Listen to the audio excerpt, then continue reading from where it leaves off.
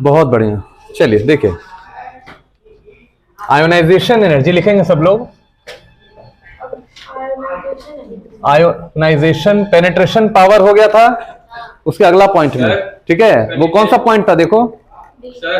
Penetration यानी आप कुछ बताए थे, क्या होता है? पेनिट्रेशन में बताया था ना कि न्यूक्लियस से नजदीक एस होता है, सबसे क्लोजर, है ना, वहां से इलेक्ट्रॉन को निकालने में एनर्जी ज्यादा लगेगा, बिल्कुल, है ना। तो आयोनाइजेशन एनर्जी देखिए, आयोनाइजेशन एनर्जी, हाँ बोलो, हाँ ई हो जाएगा, हाँ ई नंबर।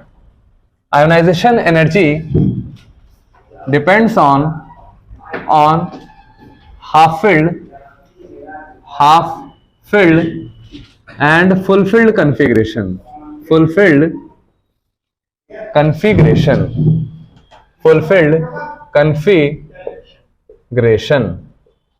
ठीक है ना।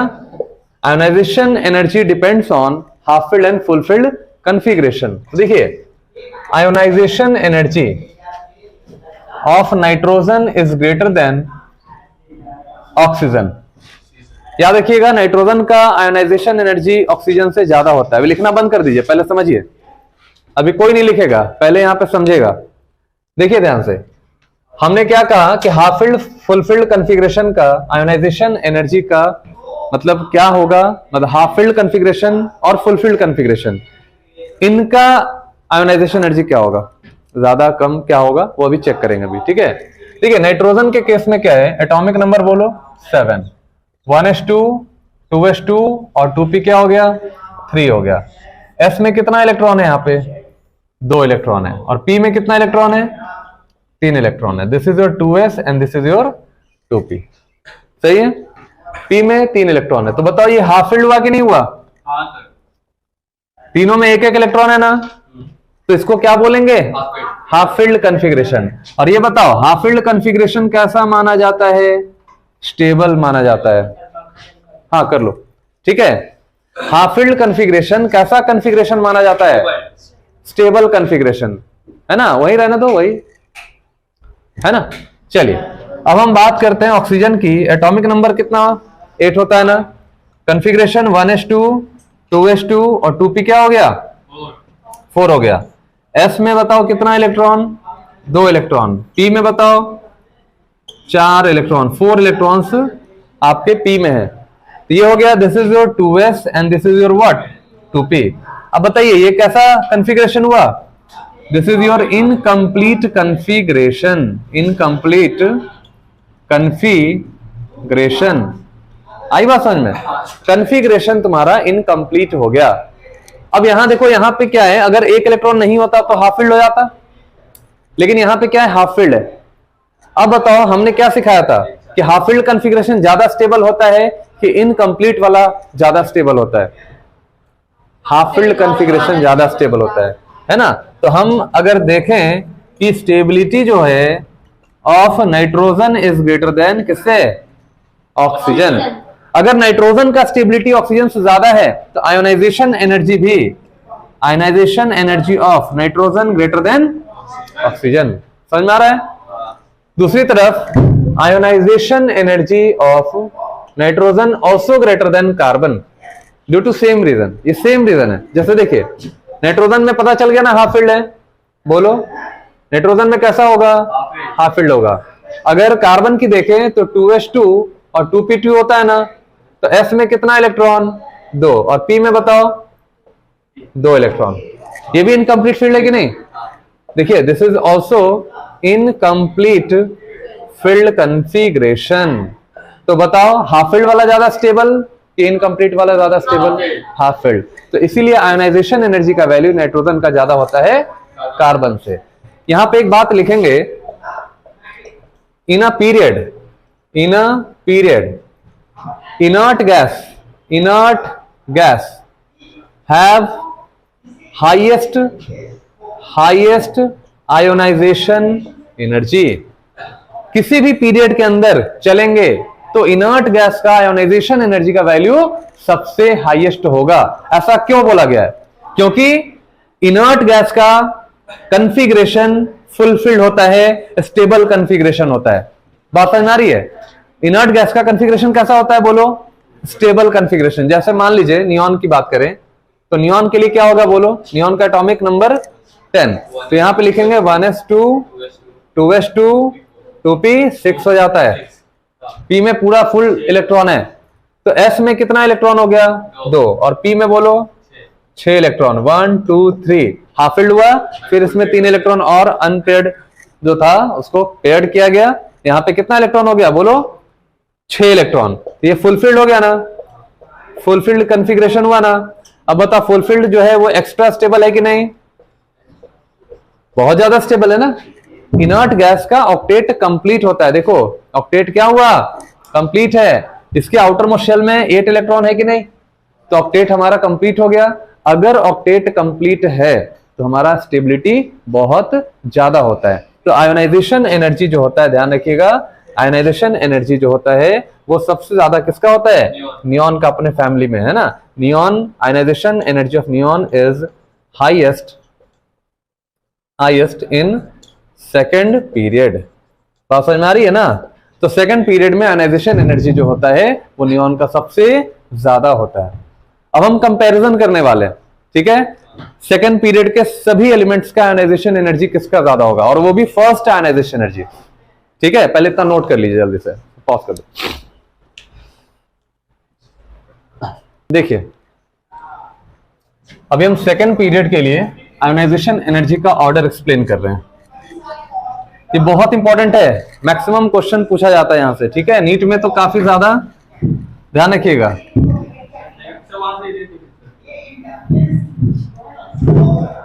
देखिए सेकेंड पीरियड में कौन कौन सा एलिमेंट है बताओ, चलिए देखिए सबसे ज्यादा यहाँ पे लिथियम हम पहले लिखेंगे। देखो lithium, beryllium, boron, carbon, nitrogen, oxygen, fluorine और नियॉन, सही है ना। कॉन्फ़िगरेशन बोलिए क्या होगा 2s1। यहां पे कितना इलेक्ट्रॉन है 1 इलेक्ट्रॉन। आउटर कॉन्फ़िगरेशन बेरिलियम का एटॉमिक नंबर 4, तो 2s2 हो जाएगा ना, बोलो जल्दी, 2 इलेक्ट्रॉन। पीरियड है ना तो लेफ्ट से राइट ही चलना पड़ेगा ना, ठीक है। तो बेरिलियम का कितना इलेक्ट्रॉन बोलो, अभी लिखिए नहीं कोई, है ना। तो ये हो गया तुम्हारा फुलफिल्ड, क्या हो गया फुलफिल्ड। देखो s में 2 इलेक्ट्रॉन मैक्सिमम जाता है, फुलफिल्ड हो गया। चलिए इसमें चलते हैं 5 में 2s2 और 2p क्या लिखेंगे 1, तो s में 2 इलेक्ट्रॉन, p में कितना 1 सिंगल इलेक्ट्रॉन, तो p में हम सिंगल इलेक्ट्रॉन रखेंगे, ठीक है। अभी देखिए बता रहे हैं आगे। यहाँ पे 6 हो गया, तो इसका हो जाएगा कितना 2s2 और 2p क्या हो गया 2 हो गया, तो यहाँ पे p में 2 इलेक्ट्रॉन हो गया। क्लियर है, चलिए हो गया इधर। फिर देखिए नाइट्रोजन का 7, 2s2 और 2p क्या होगा 3 हो जाएगा। यहाँ पे 1 2 3 इलेक्ट्रॉन, इसका बताओ 8 हो गया। 2s2 और 2p 4, तो बताइए यहाँ पे p में कितना इलेक्ट्रॉन 1 2 3 1 2 3 और 4, है ना। चलिए फ्लोरीन के केस में बताइए 2s2 एंड 2p 5, तो p में यहाँ पे 5 इलेक्ट्रॉन हमने फिल कर दिया। नियॉन का बताइए 2s2 एंड 2p 6, यहाँ पे p में हमारा कितना इलेक्ट्रॉन आएगा फुलफिल्ड हो गया, सही है ना। देखिए 3 जगह पे केस है हमारा, एक तो बेरिलियम का, दूसरा नाइट्रोजन क्या हो गया बेटा हाफ फिल्ड हो गया, और नियॉन क्या हो गया फुल फिल्ड हो गया। इसका मतलब ये लोग तांडव करेगा यहाँ, क्यों, क्योंकि इसका कॉन्फ़िगरेशन हाफ फिल्ड है या फुल फिल्ड है, कुछ ना कुछ यहाँ पे लोचा इसको करना है, ठीक है। एक्सेप्शनल केस यहाँ पे आएगा, ठीक है। तो चलिए नीचे हो गया इधर। अब बताओ कि लेफ्ट से राइट जाएंगे, ध्यान से सुनिए।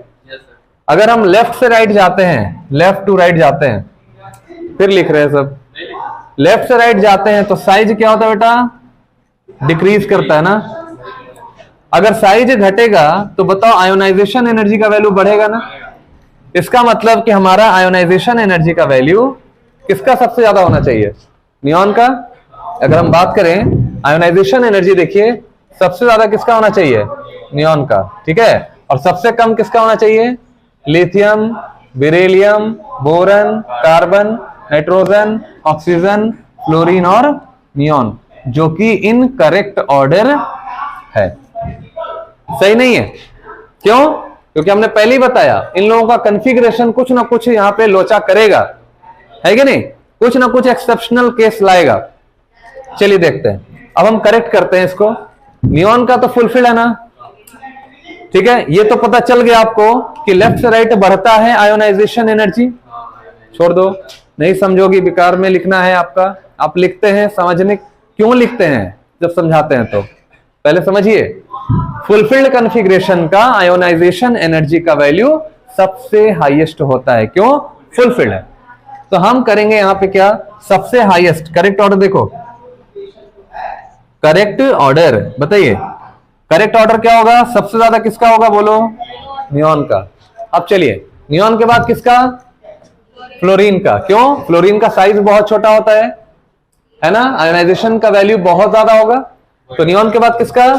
फ्लोरीन का। अब चलिए यहां पे, अब देखिए ऑक्सीजन को देखो और नाइट्रोजन देखो, जस्ट अगल बगल है ना दोनों। यहां पे क्या है? यहां पे हाफ फील्ड है और यहां पे क्या है? इनकम्प्लीट फील्ड है। तो आप बताओ कि हाफ फील्ड वाले का ज्यादा होगा कि इनकम्प्लीट वाले का ज्यादा होगा? हाफ फील्ड वाले का। जल्दी फटाफट। इसका मतलब है कि इसके बाद किसका होगा बेटा बोलो? नाइट्रोजन का ना। इसके बाद किसका होगा? नाइट्रोजन का।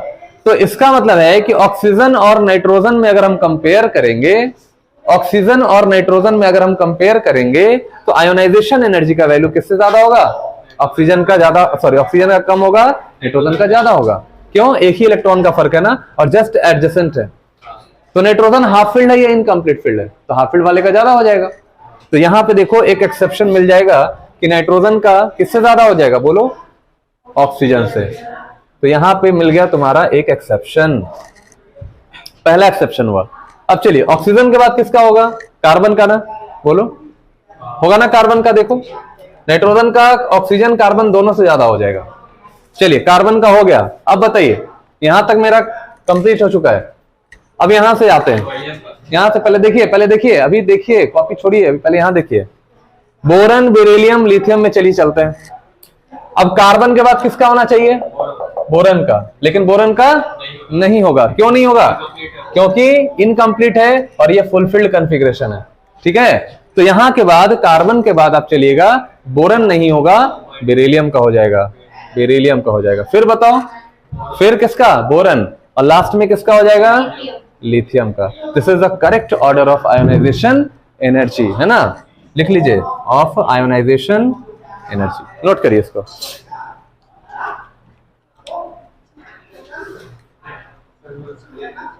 हाँ हाँ, देखिए तो पहला इलेक्ट्रॉन, फर्स्ट इलेक्ट्रॉन अगर हम निकालते हैं इसके ग्राउंड स्टेट से, तो उसका जो ऑर्डर है हमारा ये चलेगा। तो सबसे ज्यादा आयोनाइजेशन एनर्जी का वैल्यू किसमें ज्यादा होगा बोलो? नियॉन का। फिर fluorine, nitrogen, oxygen, carbon, beryllium, boron, lithium. भूलिएगा नहीं ना सब। कोई भी 4 एलिमेंट में कंपेयर करने के लिए दे देगा आपको, कोई भी उठा लेगा 4, बताओ किसका आयोनाइजेशन एनर्जी ज्यादा है। मान लो क्वेश्चन दे दिया आपसे कि बताओ आयोनाइजेशन एनर्जी का, फर्स्ट आयोनाइजेशन एनर्जी का वैल्यू क्या होगा। आपको दे दिया नाइट्रोजन, ऑक्सीजन, फ्लोरीन और बेरिलियम। बताओ इन चारों में किसका ज्यादा होगा? सबसे ज्यादा फ्लोरीन का होगा ना, सबसे ज्यादा फ्लोरीन का हो जाएगा। फिर बोलो, फिर नाइट्रोजन का, नाइट्रोजन का, नाइट्रोजन के बाद बोलो ऑक्सीजन, के बाद बोलो बेरिलियम। तो चार एलिमेंट्स को दे देगा कंपेयर करने के लिए। आप बताइए किसका आयोनाइजेशन एनर्जी का वैल्यू ज्यादा होगा, है कि नहीं। तो ये चीज आपको ना याद रखना है, ठीक है। चलिए लिखिए, आयोनाइजेशन एनर्जी ऑफ सेकेंड, रुको, आयोनाइजेशन एनर्जी लिखो। हाँ, या ऐसा करो, सेकेंड आयोनाइजेशन, टॉपिक लगाइए, topic second ionization energy of second period element. Second ionization energy of second period element, second period element, second ionization energy of second period element, second period element, second period element मतलब पहला electron निकालने का energy ये वाला हुआ ionisation energy. अब एक electron निकल चुका है, ध्यान से देखिए, अब दूसरा इलेक्ट्रॉन निकालना चाहता है, तो समझिए ध्यान से, अगर हम एक इलेक्ट्रॉन निकाल देते हैं तो लिथियम क्या बन जाएगा? फर्स्ट इलेक्ट्रॉन निकालने से लिथियम क्या बन जाएगा? हीलियम बन जाएगा। नहीं समझा बात को? फर्स्ट इलेक्ट्रॉन के निकाल देने से हीलियम क्या बन जाएगा? सॉरी, लिथियम क्या बन जाएगा? हीलियम बन जाएगा। तो देखिए ध्यान से, लिथियम बन गया, बोलो बेटा, हीलियम, ठीक है ना? लिथियम बन गया क्या? हीलियम। यहां पे नीचे ना, यहां पे ऐसा कर लेते हैं, इसको लिथियम कर लेते हैं यहां पे, या ऐसा कर लो, लिथियम है ना, लिथियम बन गया क्या? हीलियम। सही है। चलिए इसका एक इलेक्ट्रॉन निकालिए, एक इलेक्ट्रॉन इसका निकालिए, तो बेरिलियम बन जाएगा लिथियम। नहीं समझे बात को? बेरिलियम बन जाएगा क्या? लिथियम बन जाएगा ना? बोरोन बन जाएगा क्या? बेरिलियम बन जाएगा। चलिए कार्बन बन जाएगा क्या? बोरोन। नाइट्रोजन बन जाएगा, कार्बन। ऑक्सीजन बन जाएगा, नाइट्रोजन। फ्लोरीन बन जाएगा, ऑक्सीजन। और नियॉन बन जाएगा, फ्लोरीन। यहां तक समझ में सबको आया कि नहीं आया? बहुत बढ़िया। अब देखिए, अब यहां पे आपको सुनिएगा ध्यान से, अब यहां पे इनर्ट गैस कौन बन गया? लिथियम बन गया इनर्ट गैस।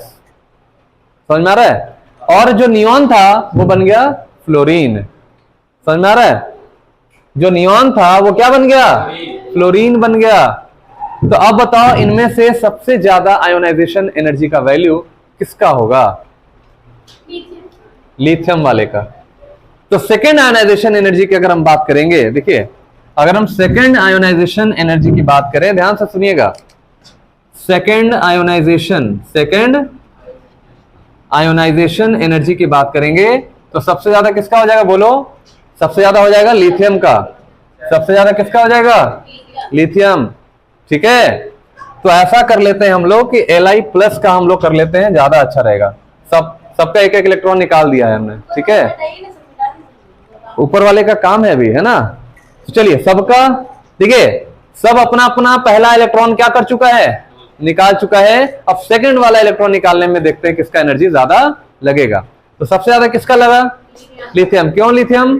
क्योंकि ये नियॉन, ये क्या बन गया है? हीलियम बन गया है। ठीक है, चलिए इसके बाद चलते हैं। ये इनर्ट गैस हो गया, फिर बताओ, फिर किसका? फ्लोरीन होगा ना। यहाँ पे फ्लोरीन क्या है? नियॉन बना था ना, नियॉन बना था ना फ्लोरीन, तो नियॉन हो जाएगा, यानी यहां पे लिखेंगे क्या? Ne+। हाँ वो करवा रहे हैं, पहले यहां समझो धीरे धीरे। सबसे ज्यादा किसका होता है? इनर्ट गैस का होता है, ये नहीं होता है? तो इसमें इनर्ट गैस नियॉन नहीं ना रहा, अब इनर्ट गैस कौन बन गया? ये हो गया लिथियम। तो लिथियम का सबसे ज्यादा हो जाएगा। फिर किसका है? देखो लिथियम के बाद किसका है? यहां देखो, फ्लोरीन है ना। देखो फ्लोरीन कौन बना? नियॉन बना, तो नियॉन का लेंगे ना पहले, उसके बाद ध्यान से देखते जाइए, इसी को देखो ना, इसी को ध्यान से। फिर बताओ, फिर कौन? नाइट्रोजन। नाइट्रोजन कौन बना? ऑक्सीजन। तो ऑक्सीजन का होगा कि नहीं होगा? बोलिए। चलिए फिर देखिए, कार्बन। कार्बन कौन बना? फ्लोरीन, है ना? फ्लोरीन कौन है? नियॉन+। मिलाते जाइएगा, ठीक है? फ्लोरीन के बाद कौन सा? नाइट्रोजन। अब देखिए नाइट्रोजन कहां? नाइट्रोजन कौन बना? ऑक्सीजन ना, ये वाला ऑक्सीजन पे प्लस हो गया। फिर बोलो, नाइट्रोजन तक हो गया, जिसका हो जाएगा टिक करते जाएगा। ऑक्सीजन का देखिए, oxygen oxygen oxygen oxygen, fluorine ना, F+। फिर बताइए, ऑक्सीजन तक हो गया। कार्बन, कार्बन कौन बना? नाइट्रोजन ना, नाइट्रोजन पे प्लस। चलिए और बताइए, ये भी हो गया। बेरिलियम, चलिए बेरिलियम कौन बना? बोरन, यही ना? तो बोरन पे क्या लगा दिया? प्लस लगा दिया। बोरन तक हो गया। बोरन के बाद बोलो, बोरन। अब यहां पे बोरन आया, बोरन कौन था? बोरन है। बोरन कौन? कार्बन, ठीक है? सी पे क्या हो गया? प्लस। अब बताइए, ये भी हो गया। अब लिथियम, लिथियम कौन बना था? बेरिलियम+। Be plus. अब पहले इतना नोट करिए, फिर एक बार हम समझाएंगे इसको, ठीक है? पहले इतना नोट कर लीजिए आप लोग। हाँ पूरा कर लो, हाँ कर लो, पॉज कर लो। सबसे पहले इनर्ट गैस को अलग करिए। इनर्ट गैस कौन बना है बोलो? Lithium plus. तो लिथियम प्लस को अलग कर दिया ना। देखो नियॉन और ये वाला हीलियम दोनों एक साइड आ गया इधर लेफ्ट साइड में, तो इसका आयनाइजेशन एनर्जी ज्यादा होगा। अब हम बात करते हैं इसके बाद किसका होता है? फ्लोरीन का। तो फ्लोरीन बना कौन? वो तो चेक करना है ना, फ्लोरीन बना कौन यहाँ पे? नियॉन। तो Ne प्लस का ज्यादा होगा। नहीं समझा? फ्लोरीन कौन बना ये चेक करो ना, Ne प्लस बना, तो आयनाइजेशन एनर्जी इसका ज्यादा होगा ना। ध्यान से पहले यहां देखो, फिर देखो, फिर बताओ, फिर नाइट्रोजन। नाइट्रोजन कौन बना? ऑक्सीजन, तो ऑक्सीजन प्लस हो गया। फिर देखिए नाइट्रोजन हो गया, ऑक्सीजन। ऑक्सीजन कौन बना? ऑक्सीजन कौन बना? फ्लोरीन, तो फ्लोरीन का ज्यादा हुआ। देखो आया समझ में? फिर कार्बन। कार्बन कौन बना बताओ? N प्लस हो गया ना। फिर बताओ बेरिलियम कौन बना? बोरोन। बोरोन प्लस हो गया। फिर बताइए फिर कौन सा है? बोरन। बोरन कौन बना? कार्बन। कार्बन प्लस हुआ है नहीं हुआ? फिर बताओ फिर कौन सा? लिथियम। लिथियम कौन? बेरिलियम। आ गया आंसर आपका। तो यही तो था आपका। तो सेकेंड आयोनाइजेशन एनर्जी में आपको ऐसे ही चेक करना है, किसका ज्यादा होगा किसका कम होगा, है ना। चलिए नेक्स्ट में एप्लीकेशन ऑफ लिखो। नेक्स्ट में लिखिए, हाँ अगला टॉपिक लिखिए, application of ionization energy. Heading लगाइए, एप्लीकेशन ऑफ आयोनाइजेशन एनर्जी। हाँ ionization energy, application of IE। हाँ ionization energy, application of ionization energy. पहला लिखिए फर्स्ट में metallic and non metallic character. पहला लिखेंगे metallic and non metallic character. First में लिखिए metallic and non metallic character. First में क्या बेटा बोलो? फर्स्ट में क्या लिखेंगे? Metallic and non metallic, non metallic character. चलिए टॉप से बॉटम आइए, टॉप से बॉटम। टॉप से बॉटम क्या हो गया? ग्रुप हो गया ना। टॉप से बॉटम बात कर रहा नितिन, तुम बात नहीं करो। टॉप से बॉटम आएंगे तो क्या हो जाएगा? ग्रुप हो जाएगा। तो जब आप ऊपर से नीचे आइएगा तो बताओ एटॉमिक साइज बढ़ेगा या घटेगा?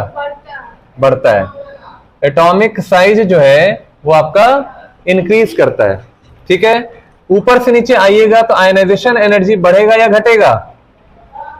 घटता है, क्योंकि साइज बढ़ता है तो आयनाइजेशन एनर्जी घटता है। अच्छा, इलेक्ट्रॉन को लूज करने का पावर ऊपर से नीचे बढ़ेगा या घटेगा? घटेगा या बढ़ेगा? जल्दी इलेक्ट्रॉन कौन लूज करेगा? बड़े साइज वाला या छोटे साइज वाला? बड़े साइज वाला। छोटा वाला कैसे? अरे न्यूक्लियस से नजदीक ना होगा इलेक्ट्रॉन, तो न्यूक्लियस से दूर होना चाहिए। ऑर्बिट दूर होगा तो इलेक्ट्रॉन निकालने में एनर्जी कम लगेगा। तो अगर हम इलेक्ट्रॉन लूजिंग टेंडेंसी देखें, इलेक्ट्रॉन लूजिंग पावर अगर देखा जाए तो ऊपर से नीचे आने पे क्या होगा बोलो? बढ़ेगा, जल्दी इलेक्ट्रॉन लूज करेगा। तो बात हम कर रहे हैं lithium, sodium, potassium, rubidium, caesium और फ्रांसियम की। तो ये बताओ कि ऊपर से नीचे आने पे साइज तो बढ़ा, ठीक है ना। साइज क्या हो गया? बढ़ा। आयोनाइजेशन एनर्जी घटा। तो बताओ मेटालिक नेचर क्या होगा? ऊपर से नीचे मेटालिक नेचर बढ़ेगा। क्यों बढ़ेगा? वही बढ़िया मेटल होता है जो इलेक्ट्रॉन को डोनेट करता है। इलेक्ट्रॉन को लूज करने का पावर किसमें आता है? किसमें होता है? मेटल में। और नॉन मेटल में इलेक्ट्रॉन गेन करने का पावर होता है। तो ऊपर से नीचे आइएगा, आयनाइजेशन एनर्जी कम होगा, तो इसमें आयनाइजेशन एनर्जी कम लगेगा। तो बताओ मेटालिक प्रॉपर्टी ऊपर से नीचे क्या होगा? बढ़ेगा, है ना। तो मेटालिक प्रॉपर्टी क्या हो जाएगा, बढ़ेगा। तो याद रखिएगा, कोई भी पूछ सकता है आपसे, क्वेश्चन भी दे सकते हैं कि टॉप से बॉटम में मेटालिक नेचर बढ़ता है। बात समझ में आ रही है? चलिए लेफ्ट से राइट आते हैं। तो बात करते हैं हम लेफ्ट से राइट की। तो लेफ्ट से राइट क्या हो गया, पीरियड हो गया। ठीक है, चलिए पीरियड के केस में बताओ, एटॉमिक साइज, घटेगा। एटॉमिक साइज घट जाता है ना, ठीक है। आयोनाइजेशन एनर्जी बढ़ जाता है ना, क्यों बढ़ता है, क्योंकि Z इफेक्टिव बढ़ता है।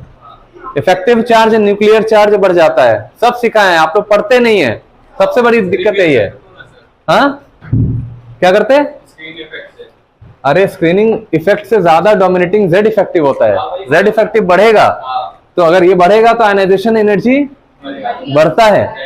ठीक है, तो साइज आपका कम हो जाता है। तो अब बताइए कि यहां इलेक्ट्रॉन लेने का पावर बढ़ेगा या घटेगा?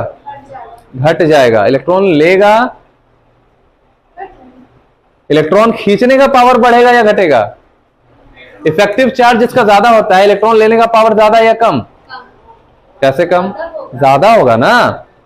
Z इफेक्टिव न्यूक्लियर चार्ज बढ़ेगा। न्यूक्लियस के ऊपर जैसे जैसे चार्ज बढ़ता जाएगा, पॉजिटिव चार्ज बढ़ता जाएगा, वो इलेक्ट्रॉन को अपनी तरफ ज्यादा पावर से खींचेगा ना। मतलब इलेक्ट्रॉन एक्सेप्टिंग, देखिए इलेक्ट्रॉन एक्सेप्टिंग पावर क्या हो जाएगा? पावर बोलो, इंक्रीज करेगा, क्योंकि इलेक्ट्रॉन लेने का पावर ज्यादा होता है अगर Z इफेक्टिव ज्यादा होता है, और इलेक्ट्रॉन देने का पावर ज्यादा होता है अगर साइज ज्यादा होता है। दिमाग लगाता ही नहीं है, प्रॉब्लम यही है तुम लोग का। दिमाग लगाएगा तब ना कुछ काम बनेगा। बार बार समझा रहे हैं, इफेक्टिव चार्ज होगा बड़ा तो इलेक्ट्रॉन खींचेगा, स्क्रीनिंग पावर ज्यादा होगा तो इलेक्ट्रॉन देगा। हिंदी में लिख लीजिए, नहीं समझ में आता है तो, या भोजपुरी में लिखिए। अगर साइज ज्यादा होता ही तो इलेक्ट्रॉन जल्दी जल्दी निकलेगा।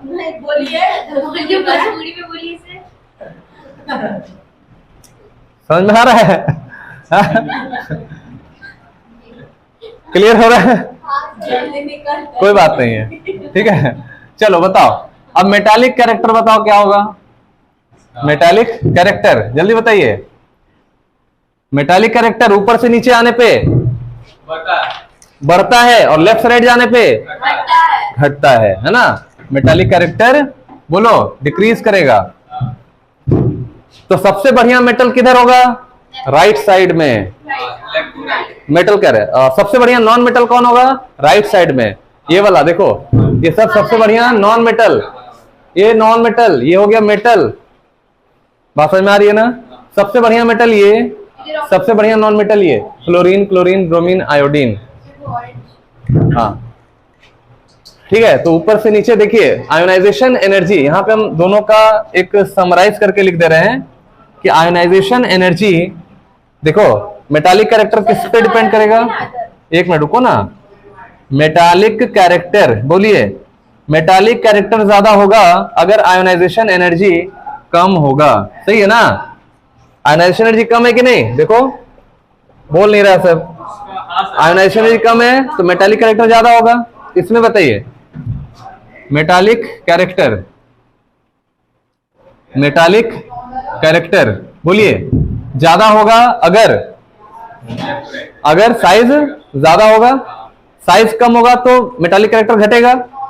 बोलो, साइज अगर छोटा होगा मेटालिक कैरेक्टर घट जाएगा, कम हो जाएगा।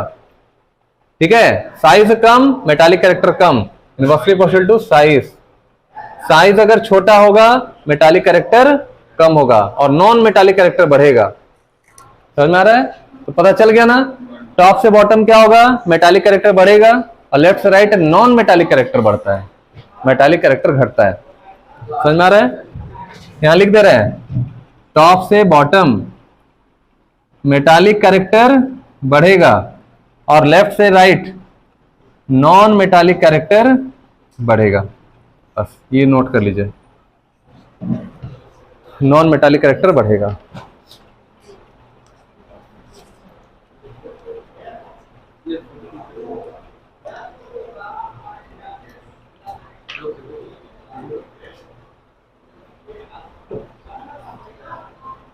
इसके पहले वाला दूसरा देखिए, रिएक्टिविटी। देखिए आयोनाइजेशन एनर्जी अगर कम रहेगा, रिएक्टिविटी ज्यादा हो जाता है। आयोनाइजेशन एनर्जी अगर घटेगा तो रिएक्टिविटी ज्यादा होगा, है कि नहीं? तो जैसे अगर हम रिएक्टिविटी की बात करें तो lithium, sodium, potassium, rubidium, caesium. बताओ सबसे ज्यादा रिएक्टिव कौन होगा इसमें? सीजियम। ये आपका हो गया मोस्ट रिएक्टिव। क्यों रिएक्टिव ज्यादा है? क्योंकि इलेक्ट्रॉन जल्दी लूज करेगा, आयोनाइजेशन एनर्जी कम है ना? तो इन सब में सीजियम जो है ये ज्यादा रिएक्टिव है। सीजियम का छोटा सा टुकड़ा अगर पानी में डाल दीजिएगा ना तो ब्लास्ट कर जाएगा, एक्सप्लोसिव नेचर का होता है। हाँ, बहुत ज्यादा एक्सप्लोसिव नेचर का होता है, एक्सप्लोसिव इन नेचर। ठीक है, पानी के साथ बहुत ज्यादा एक्सप्लोसिव नेचर का होता है। सोडियम आपका क्या हो जाता है? सोडियम बर्न करता है, burn in open air. Open air में आप इसको रखिएगा ना तो ये बर्न करेगा, वो तो फ्रिक्शन के वजह से होता है। ठीक है, तो सोडियम क्या होता है बोलो? ये ओपन एयर में क्या होता है? जलने लगता है, बर्न करने लगता है। ठीक है, पोटेशियम और रुबिडियम ये भी बहुत ज्यादा हाईली रिएक्टिव होते हैं, है ना? लेकिन सोडियम इनसे थोड़ा कम होता है। लिथियम बहुत कम होता है। लिथियम का कंपाउंड जनरली कोवेलेंट नेचर का होता है, कोवेलेंट नेचर का होता है, तो ये बहुत ही लीस्ट रिएक्टिव होता है। बात समझ में आ रही है ना? लेकिन ये सब sodium, potassium, rubidium, caesium most reactive elements हैं। आई बात समझ में? बहुत ज्यादा रिएक्टिव है, ये जान लीजिए ये वाला। ठीक है, चलिए, है ना? फिर देखो सोडियम, पोटेशियम इन सबको कहां रखा जाता है? दे केप्ट अंडर, हाँ, केप्ट अंडर किरोसिन ऑयल, है ना? टू ब्रेक, क्यों रखा जाता है? To break contact with air का कॉन्टैक्ट ना। ठीक है, तो याद रखिएगा आयोनाइजेशन एनर्जी यहां पे लिख दे रहे हैं। आयोनाइजेशन एनर्जी कम होगा, रिएक्टिविटी ज्यादा होगा। सर लाइटर में जो आग जलता है वो फ्रिक्शन की वजह से? हाँ, फ्रिक्शन की वजह से होता है। एक बार में कैसे जल जाता है? हाँ? फ्रिक्शन के टाइम चाहिए होता है। नहीं, तुरंत जलता है। स्पार्क करो ना, स्पार्क करोगी तो वहां से चिंगारी निकलता है, वैसे ही कुछ होता है ना? तो टाइम लगता है ना, तो लाइटर हाँ, उसमें भी रहता है कुछ, लिक्विड वगैरह रहता है ना उसमें। हाँ, ठीक है, सुनिए, आयोनाइजेशन एनर्जी कम रहेगा तो रिएक्टिविटी ज्यादा होगा, है ना? याद रखिएगा, बिल्कुल इनवर्सली प्रोपोर्शनल है, नॉट डायरेक्टली प्रोपोर्शनल। चलिए, हो गया यहां तक। चलिए, रिड्यूसिंग कैरेक्टर लिखिए। रिएक्टिविटी के बाद हम बात करेंगे रिड्यूसिंग कैरेक्टर की। रिड्यूसिंग कैरेक्टर, ठीक है? देखिए, लॉस ऑफ इलेक्ट्रॉन का लॉस अगर करेगा कोई भी एलिमेंट, ठीक है? इलेक्ट्रॉन का लॉस करने का क्या मतलब हुआ? मेटालिक कैरेक्टर है इसके अंदर। जो इलेक्ट्रॉन को लूज करेगा वो क्या होता है? मेटल होगा, मेटल। और लॉस ऑफ इलेक्ट्रॉन को हम कहते हैं ऑक्सीडेशन। क्या बोलते हैं बेटा, बोलो? लॉस ऑफ इलेक्ट्रॉन का मतलब हुआ ऑक्सीडेशन होना, यानी एलिमेंट हमारा ऑक्सीडाइज हो गया। एलिमेंट क्या हो गया? ऑक्सीडाइज हो गया। और जो एलिमेंट ऑक्सीडाइज होगा वो काम करता है रिड्यूसिंग एजेंट का। क्या करता है वो? रिड्यूसिंग एजेंट का काम करता है, या हम रिड्यूसिंग पावर कहते हैं। क्या बोलते हैं? रिड्यूसिंग बोलो पावर। बात समझ में आ रही है ना? दैट इज कॉल्ड योर क्या? Reducing power. अब जरा सोच के बताओ कि ऊपर से नीचे आने पे इलेक्ट्रॉन के लॉस करने का पावर बढ़ रहा है या घट रहा है? ऊपर से नीचे आने पे इलेक्ट्रॉन का लॉस करने का पावर बढ़ रहा है, घट रहा है? बढ़ रहा है ना? तो रिड्यूसिंग पावर बढ़ेगा या घटेगा? बढ़ेगा। बोलो, बढ़ेगा सर। बढ़ेगा ना? हाँ, जब इलेक्ट्रॉन का ऊपर से नीचे आने पे देखिए, टॉप से बॉटम आइएगा, ऊपर से नीचे आइएगा, तो आयोनाइजेशन एनर्जी का वैल्यू क्या हो जाएगा? घटेगा ना? बोलो, ऊपर से नीचे आने पे आयोनाइजेशन एनर्जी का वैल्यू घट रहा है, तो जितना कम होगा उतना ही इलेक्ट्रॉन के लॉस करने का पावर बढ़ेगा। Loss of electron increases, electron के लॉस करने का पावर बढ़ा, तो जितना जल्दी लॉस करेगा रिड्यूसिंग पावर उतना ही बढ़िया होगा। बात नहीं समझ रहे हो? रिड्यूसिंग पावर इंक्रीज करेगा या नहीं करेगा? करेगा। तो आयोनाइजेशन एनर्जी और रिड्यूसिंग पावर में कौन सा रिलेशन है आपका? एक बढ़ रहा है तो एक घट रहा है, तो इनवर्सली रिलेशन। यहां लिख सकते हैं कि ionization energy is inversely proportional to, या ऐसा करो, reducing power, reducing power inversely proportional to क्या लिखिएगा? Ionisation energy. आ रही बात समझ में आप लोग को? तो ये ध्यान रखिएगा। चलिए लिख लीजिए जल्दी।